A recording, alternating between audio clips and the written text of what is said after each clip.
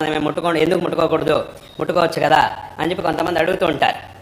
కానీ ఇక్కడ ముట్టుకోకూడదు అనేది ఒక వ్యవస్థగా వెనకటి వాళ్ళు చేశారు. ఈ మడిని ఒక వ్యవస్థగా వెనకటి వాళ్ళు ఏర్పరిచారు. ఎందుకు ఏర్పరిచారు అని అంటే, ఈ ముట్టుకోవడం అనేది ఏదైతే ఉంటుందో, ఇప్పుడు ఉదాహరణ చెప్పాలంటే, ఒక తల్లి ఉంది, ఆ తల్లి పిల్లలు ఉన్నారు. ఆ పిల్లల్ని మనం తల్లి ముందుకు తీసుకొచ్చి ఉంచాం. అప్పుడు ఆ తల్లి పిల్లల్ని ఎత్తుకోవడానికని వచ్చింది. అప్పుడు మనం ఏం చేసాం, ఆ తల్లి నుంచి పిల్లల్ని పక్కకి తీసుకెళ్ళిపోయి, వీళ్ళు నీ పిల్లలు కాబట్టి నువ్వు ముట్టుకోవడానికి వెళ్ళలేదు, ఊరికే వాళ్ళని చూస్తూ ఉండు అని చెప్పామనుకో, అప్పుడు ఏమవుతుంది, నీ పిల్లలు సరే వీళ్ళు, కానీ వీళ్ళని నువ్వు ముట్టుకోవడానికి వెళ్ళలేదు, ఎప్పుడైనా కూడా వాళ్ళని చూస్తూ ఉంటే చాలు, అంతే, ముట్టుకోవడానికి వెళ్ళలేదు అని అన్నాం అనుకోండి, అప్పుడు ఏమవుతుంది, అది కుదరదు. అదేమిటి, ఎందుకు ముట్టుకోకూడదు, నా పిల్లలు కాబట్టి నేను వాళ్ళని ముట్టుకోవాల్సిందే అని అంటుంది. సరే పర్వాలేదులే, నా పిల్లలైతే ముట్టుకోకపోయినా పర్వాలేదు, నా కళ్ళ ముందుంటే చాలు అని ఏ తల్లి అనదు. అదేమిటి, నా పిల్లలు నేనెందుకు ముట్టుకోకూడదు, వాళ్ళని ముట్టుకోవాలి, వాళ్ళని ఎత్తుకోవాలి, ఆడించాలి, అన్నీ చెయ్యాలి అని అంటుందే తప్ప తల్లి నేను వీళ్ళని ఎందుకు, సరే అలాగా ముట్టుకోకూడదు, అయితే పర్వాలేదులేండి, వాళ్ళ కంటి ముందుంటే చాలు, నేను ముట్టుకోకపోయినా పర్వాలేదు అని మాత్రం ఎప్పుడు అనదు తల్లి. ఎందుకు అనంటే, ఏదైనా ఒక వస్తువుని మనం తలుచుకున్నప్పుడు మన మనస్సులో ఒక భావన కలుగుతుంది. దాన్ని దాన్ని ముందు చూసినప్పుడు ఆ భావన ఇంకొక రకంగా అవుతుంది. దాన్ని దగ్గరికి వెళ్ళినప్పుడు ఆ భావన ఇంకోలా ఉంటుంది. దాన్ని ముట్టుకున్నప్పుడు ఇంకోలా ఉంటుంది. దాన్ని మన చేతిలోకి తీసుకున్నప్పుడు ఇంకోలా ఉంటుంది. ఇలా ఒక్కొక్క పనితోనూ అది పెరుగుతూ ఉంటుంది. మన మనస్సులో భావన ఇంకా ఇంకా ఇంకా ఇంకా పెరుగుతూ ఉంటుంది. తలుచుకున్నప్పుడు ఉన్నటువంటి భావన కంటే చూసినప్పుడు ఇంకా ఆ భావన ఇంకా ఎక్కువ అవుతుంది. దగ్గరికి వెళ్తున్న కొద్దీ అది ఇంకా ఎక్కువ అవుతుంది. ముట్టుకున్న కొద్దీ అది ఇంకా ఎక్కువ అవుతుంది. అదేవిధంగా ఇంకా దాన్ని ముట్టుకున్నప్పుడు, దాన్ని తీసుకున్నప్పుడు, దాన్ని అనుభవించినప్పుడు ఆ మనస్సులో ఆనందం అదంతా కూడా ఇంకా ఇంకా పెరుగుతూ ఉంటుంది. దుఃఖం కూడా అంతే. ఇది ఆనందమైన దుఃఖమైన రెండు. మనకి ఇష్టం లేని వస్తువుని ఒకసారి తలుచుకుంటే మనసులో ఒక రకంగా వికారంగా ఉంటుంది.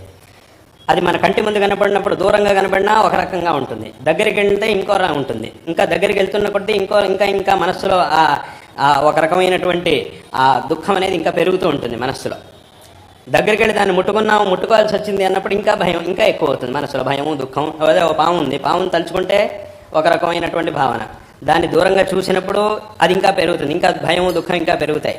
దాని దగ్గరికి వెళ్తున్న కొద్దీ ఇంకా పెరుగుతుంది. దాన్ని ముట్టుకోవాల్సిన పరిస్థితి వచ్చిందంటే ఇంకా చాలా భయం, దుఃఖాన్ని పెరుగుతూ ఉంటాయి.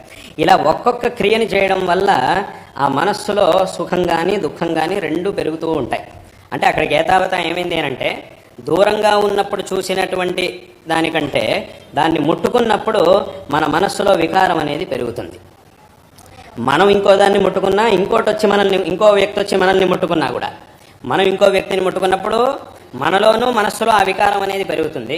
ఇంకోళ్ళు వచ్చి మనల్ని ముట్టుకున్నప్పుడు కూడా మనలోనూ ఆ వికారం అనేది పెరుగుతుంది. ఇలా మనస్సులో ఎప్పుడైతే వికార భావన అనేది కలుగుతుందో అప్పుడు మనం చేయవలసినటువంటి పని వైపు దృష్టి తగ్గిపోతూ ఉంటుంది. కాబట్టి ఇప్పుడు మనం భగవంతుణ్ణి ఆరాధించేటప్పుడు, ఏదైనా ధార్మికమైనటువంటి ఆచరణలను చేసేటప్పుడు మనస్సు స్వచ్ఛంగా ఉండాలి, పరిపూర్ణంగా దాని మీద మనకి దృష్టి ఉండాలి. కాబట్టి ఇలాంటప్పుడు ఎవరైనా వచ్చి మనల్ని స్పృశించడం కానీ ఇలాంటిది ఏదైనా చేసినప్పుడు ఏమవుతుందనంటే మన మనస్సు ఒక విధమైనటువంటి వికారాన్ని పొందుతుంది. ఆ వికారాన్ని పొందినప్పుడు ఏముందంటే మనం చేయవలసినటువంటి పని వైపు కొంచెం మన భావన అనేది తగ్గుతుంది, ఆ దృష్టి అనేది తగ్గుతుంది. అంటే ఇప్పుడు కొంతమంది ఉండొచ్చు, చాలా మేధావంతులు, చాలా నిగ్రహం కలిగినటువంటి వాళ్ళు ఉండొచ్చు కొంతమంది. వాళ్ళని ఎవరు ముట్టుకున్నా ఏం చేసినా వాళ్ళ మనస్సుకి ఏ విధమైనటువంటి వికారం కలగకపోవచ్చు. అటువంటి మహాత్ములు చాలామంది ఉంటారు లోకంలో. కానీ అది కొంతమందికి మాత్రమే సాధ్యం అవుతుంది. ఎవరైతే బాగా నిగ్రహం కలిగినటువంటి వాళ్ళు అయ్యారో అలాంటి వాళ్ళకైతే ఏ విధమైనటువంటి వికారం ఉండదు. కానీ అందరూ కూడా అలా నిగ్రహాన్ని కలిగినటువంటి వాళ్ళే అయి ఉంటారు అని చెప్పలేం కదా. సాధన మొత్తం పూర్తయినటువంటి వాళ్ళు ఎవరైతే ఉంటారో, సాధనలో చాలా ఉత్కృష్టమైనటువంటి స్థితికి వెళ్ళిన వాళ్ళకైతే ఆ నిగ్రహం అనేది ఉంటుంది. కాబట్టి ఎవరు ముట్టుకున్నా ఎవరు ముట్టుకోకపోయినా వాళ్ళ మనస్సులో, వీళ్ళు ఎవరిని ముట్టుకున్నా వాళ్ళు వచ్చి వీళ్ళని ముట్టుకున్నా ఏ విధమైనటువంటి నిగ్రహం వాళ్ళ మనస్సులో ఉండదు. కానీ ఇంకా ఆ సాధకావస్థలో ఉన్నటువంటి వాళ్ళు ఎవరైతే ఉంటారో వాళ్ళ మనస్సులో ఇంకా ఆ వికారం అనేది పెరుగుతూ ఉంటుంది, తగ్గుతూ ఉంటుంది. కాబట్టి అటువంటి వాళ్ళను కనుక ఇప్పుడు ఇలా ఎవరైనా ముట్టుకోవడం కానీ ఇలా ఏదైనా చేసినప్పుడు ఏమవుతుందంటే ఆ మనస్సు వికారాన్ని పొందడం మాత్రమే కాకుండా తర్వాత ఏముంది, ఎవరైనా ముట్టుకున్నారన్నప్పుడు దీనివైపు దృష్టి తగ్గిపోయి ఇంకా దాని గురించే ఆలోచించడం మొదలెడతారు.